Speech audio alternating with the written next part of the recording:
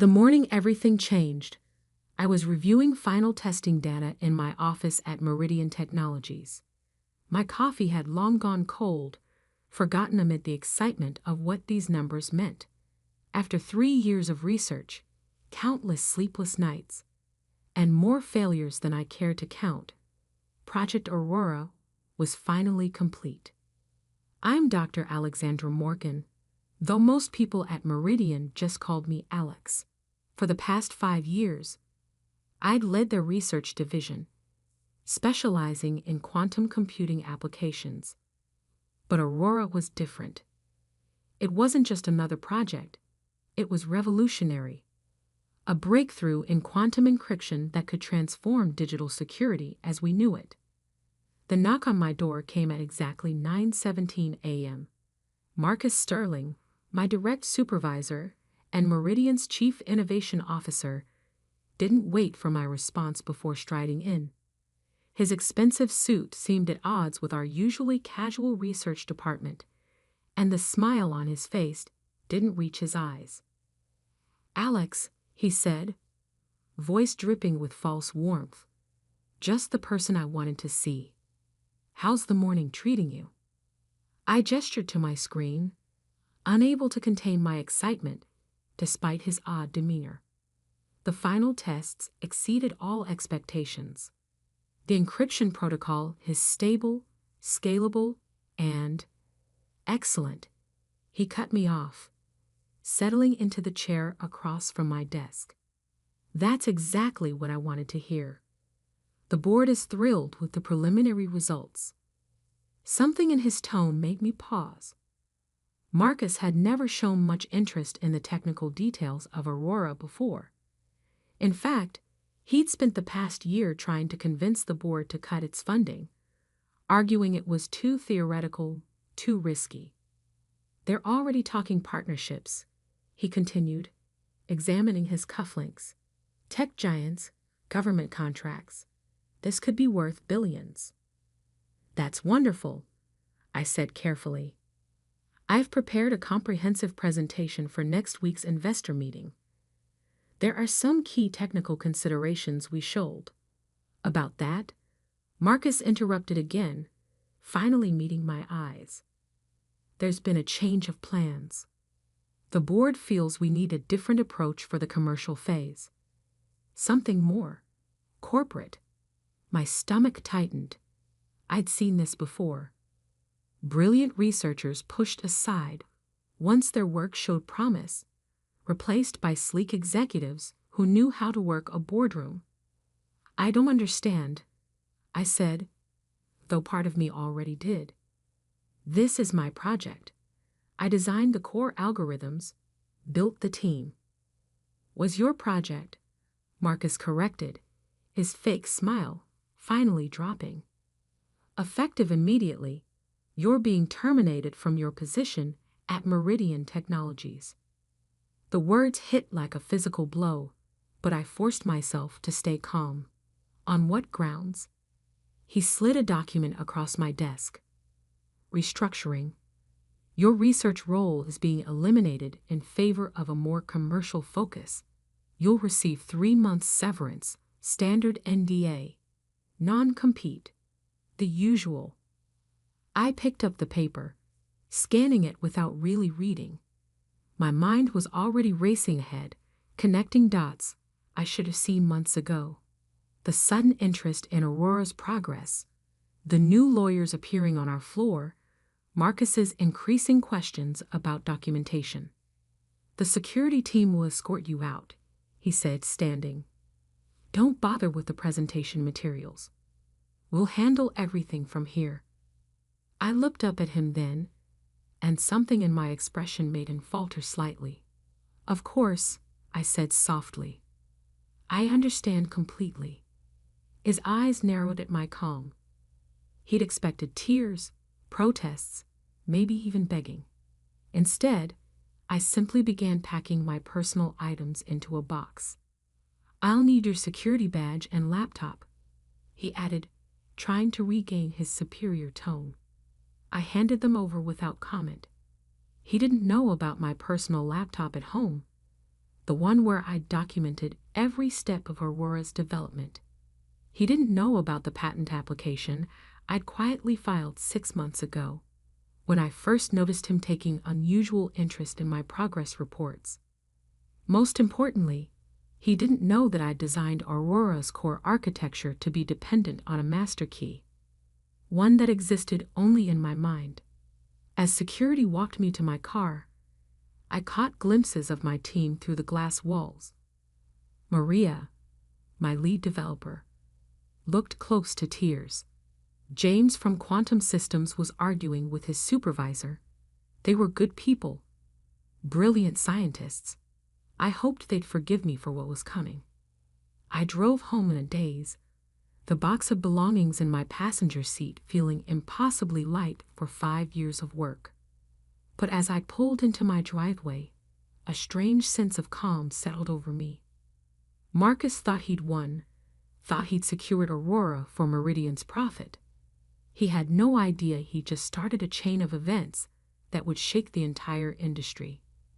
My phone buzzed, a text from Maria. "This isn't right. Tell me you have a plan."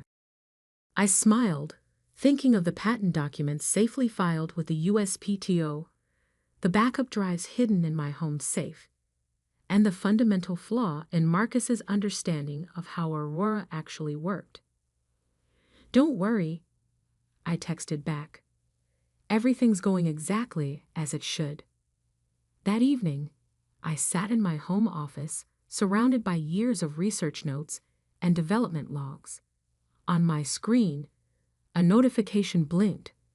Patent application status. Processing complete. I took a sip of wine and began composing an email to my patent attorney.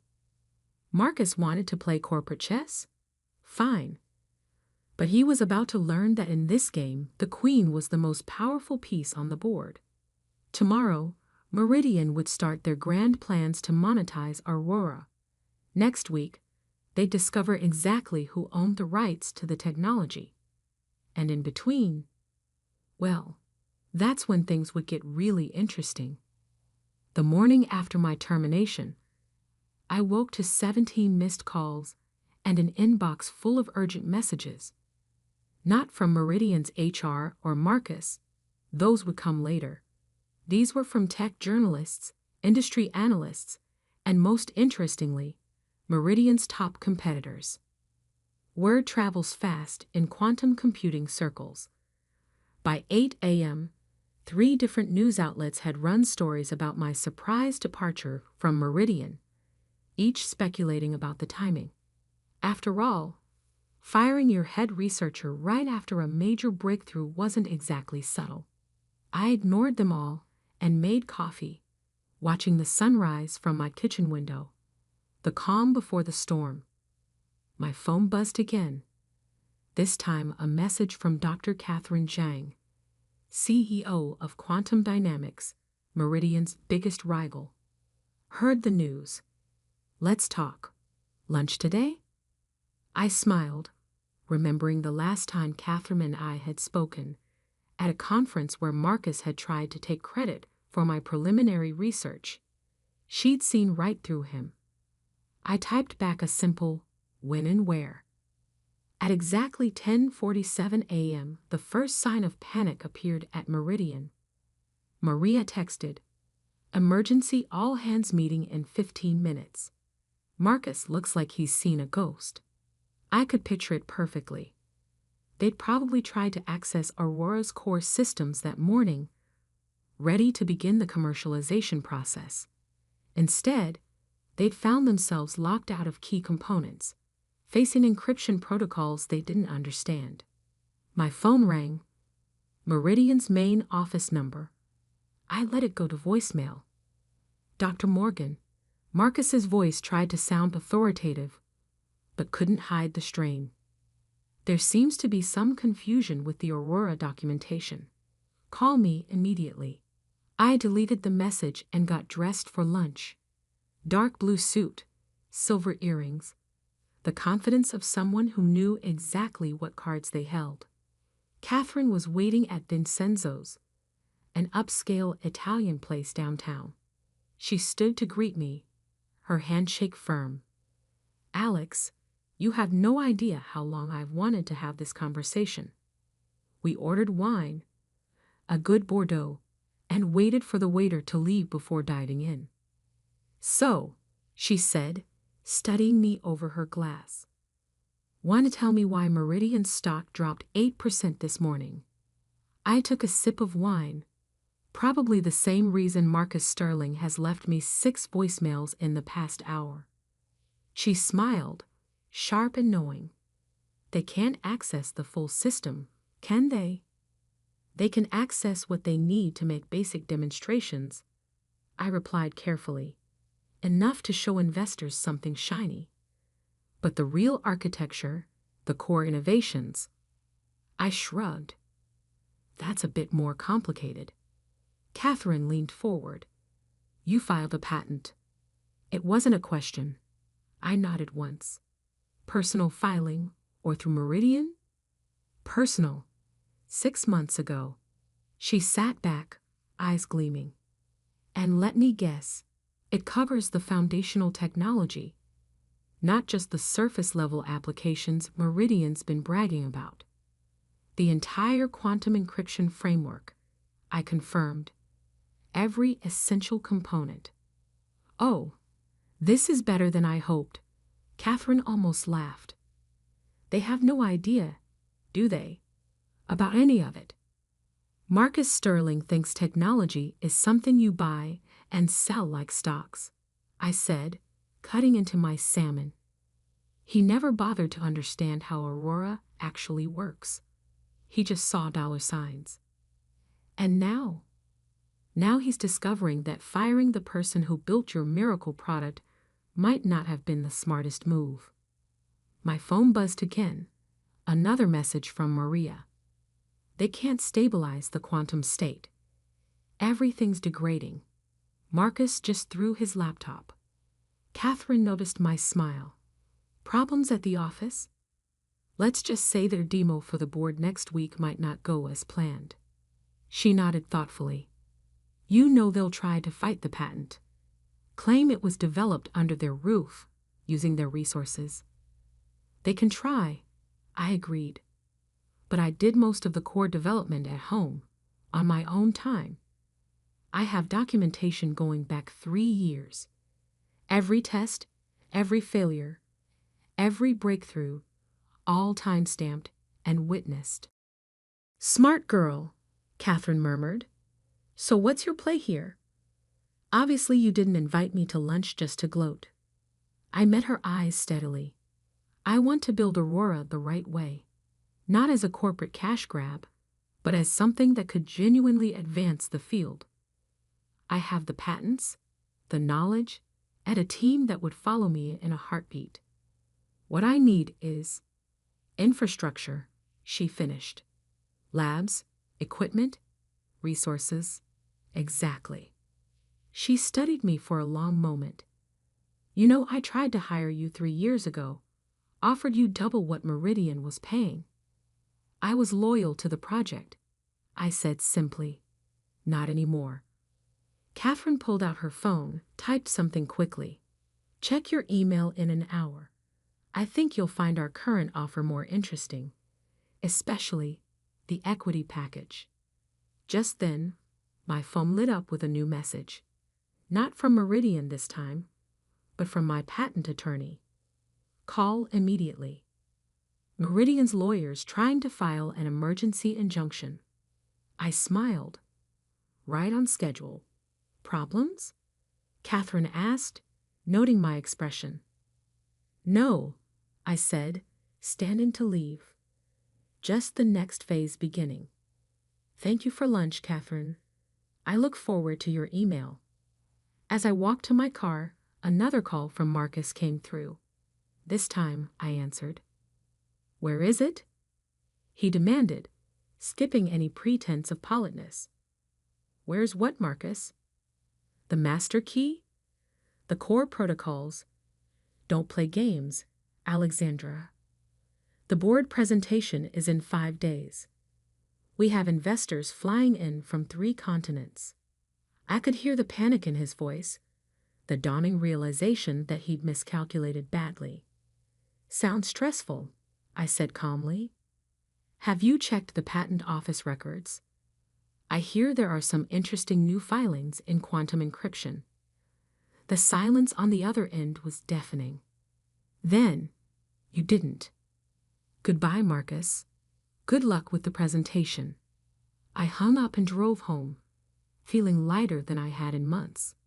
By the time I reached my house, 3 more messages had arrived. From Maria. "Half the dev team just put in their 2 weeks' notice. Is this part of the plan?" From my patent attorney. "Meridian filing multiple challenges." They seemed desperate. All bases covered on our end. This could get interesting. And finally, from Catherine. "Offer sent. Corner office, full lab, your pick of staff, and enough resources to make Meridian look like a high school science club. Plus a few surprises. Call me when you're ready to change the world." I poured myself a glass of wine and settled into my home office. On my screen, financial news tickers showed Meridian's stock continuing to slide. Analysts were starting to ask questions about Aurora's viability. Internal emails leaked by nervous employees hinted at technical problems. And in 5 days, Marcus would have to stand in front of the board and explain why their billion-dollar quantum encryption system was essentially worthless without its creator. I opened my laptop and began composing emails to my former team members. It was time to show them what Aurora could really do, not as a corporate asset, but as a revolution in quantum computing. The pieces were falling into place perfectly, but the real game was just beginning, and I had a feeling Marcus's panic was going to get much, much worse. The morning of Meridian's board presentation dawned clear and cold. I sat in Catherine's office at Quantum Dynamics, watching the sunrise paint the city's skyline in shades of gold. In 5 hours, Marcus would face the board, investors, and tech journalists to showcase Aurora's capabilities. Or at least, he would try. "Nervous?" Catherine asked, handing me a coffee. I shook my head, just ready for this to be over. My phone buzzed. Another update from Maria, who'd given notice at Meridian, but stayed just long enough to witness today's fallout. "Complete chaos here. Marcus has been rehearsing all night. They still can't stabilize the quantum states for more than 30 seconds. He's going to try to bluff through it." Over the past 5 days, Meridian's carefully constructed facade had crumbled piece by piece. First, their legal challenge to my patent had been rejected.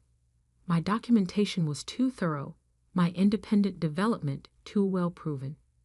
Then their attempts to recreate Aurora's core architecture had failed spectacularly, exposing just how little they understood about the system they claimed to control.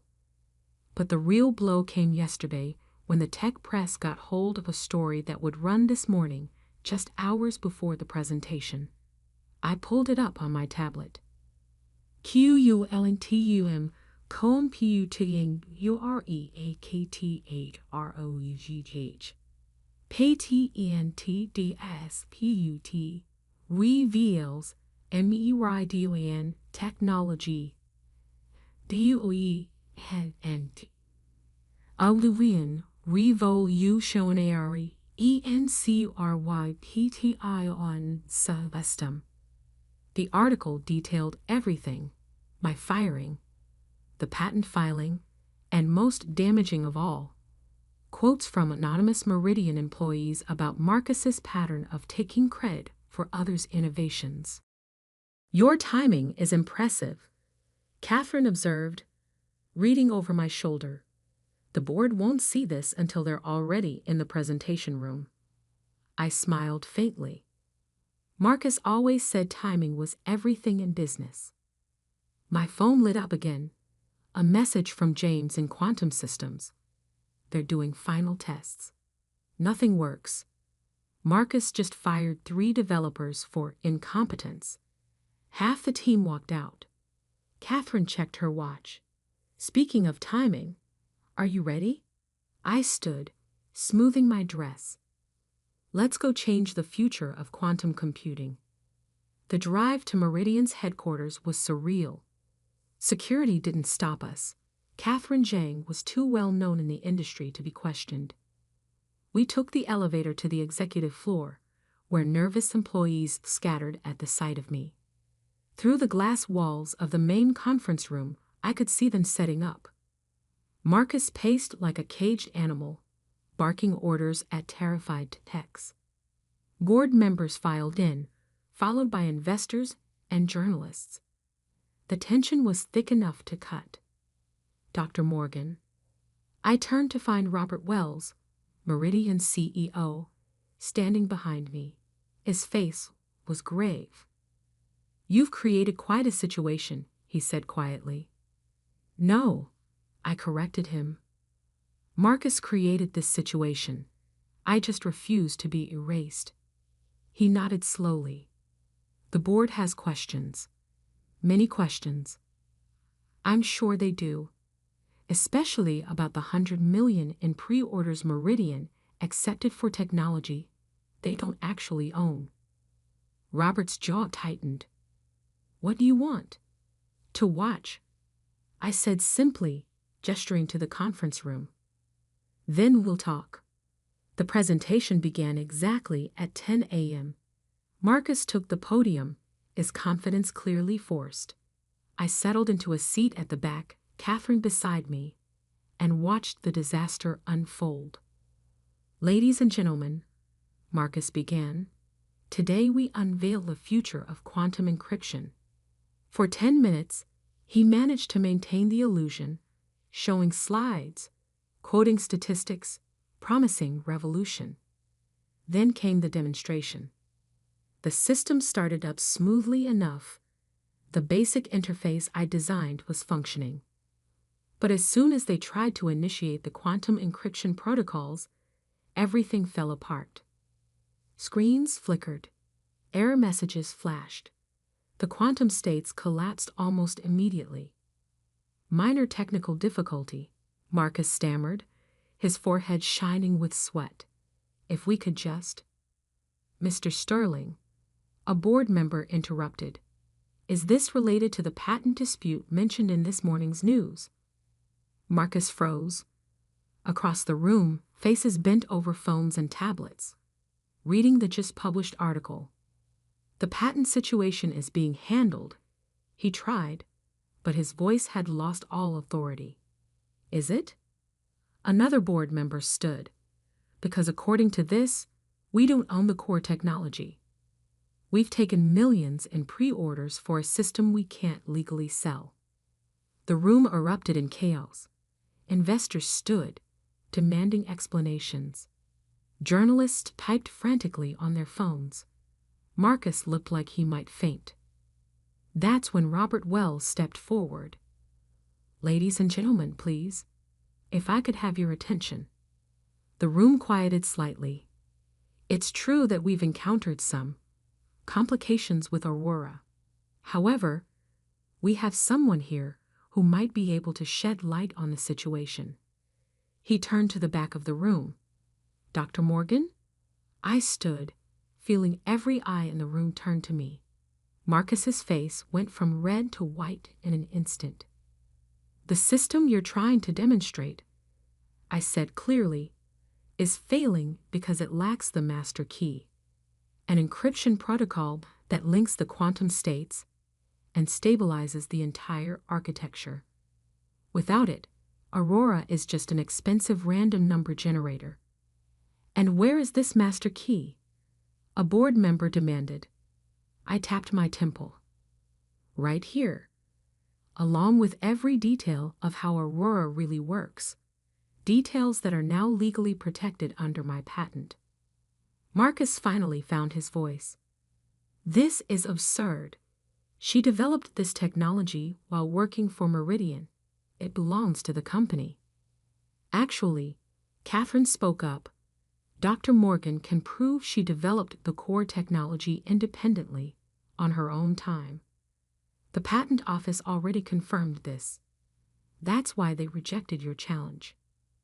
More importantly, I added, I've accepted a position as Chief Technology Officer at Quantum Dynamics, where we'll be developing Aurora's true potential.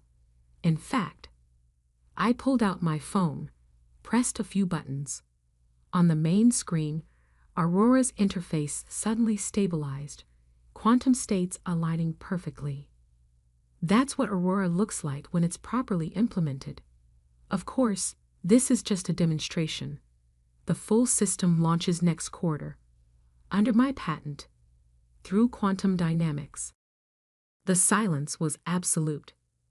Then, like a dam breaking, the questions flooded in. Investors demanded their money back from Meridian. Journalists shouted questions about the patent and my new role. Board members called for emergency sessions. And Marcus? He simply collapsed into a chair, finally understanding how completely he'd been outmaneuvered. Robert Wells approached me as the room dissolved into chaos. You planned this entire thing, he said. It wasn't a question. Marcus taught me well, I replied. Always think 3 moves ahead. What's your real play here? I looked at him steadily. Aurora was never meant to be just another corporate asset. It's a breakthrough that could revolutionize digital security. Now it'll be developed properly, not rushed to market for quick profits. He nodded slowly. And Marcus? I hear the board is calling for a vote of no confidence. Apparently, they don't appreciate executives who get the company sued for patent infringement. 3 hours later, I sat in my new office at Quantum Dynamics, watching Meridian's stock price fall for the 6th straight hour. Maria and James had already accepted positions on my team, along with most of the original Aurora developers. We'd start fresh on Monday, building something revolutionary. My phone buzzed one last time. A message from Marcus. You destroyed everything I built. I typed back, No, Marcus. You did that yourself. I just refused to let you destroy what I built. Then I turned off my phone and looked out at the city skyline. Tomorrow, we begin the real work of advancing quantum computing. But today was for savoring the quiet satisfaction of knowing that sometimes justice comes in the form of elegant code and carefully filed patents. Catherine appeared in my doorway, champagne and glasses in hand. To new beginnings, she offered. I smiled, feeling the weight of the past 5 years finally lift. To building something that matters. As we toasted, I thought about all the other brilliant minds out there, silenced by corporate politics, pushed aside by managers who valued control over innovation. Maybe my story would show them that sometimes the best revenge isn't destruction. It's creation. 3 months later, Aurora launched officially through Quantum Dynamics. The system revolutionized quantum encryption exactly as I'd envisioned. Meridian eventually recovered, though Marcus never did. Last I heard, he was consulting for startups, none of which seemed to last long. My patent hangs on my office wall now, next to a framed copy of that fateful news article.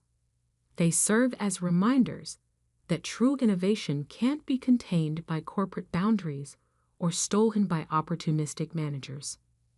Sometimes, when new employees ask about the patent, I tell them this story, not to gloat, but to teach them something essential. Your greatest power isn't in what you create. It's in knowing your worth and refusing to let anyone take it from you. And that's a lesson worth more than any patent.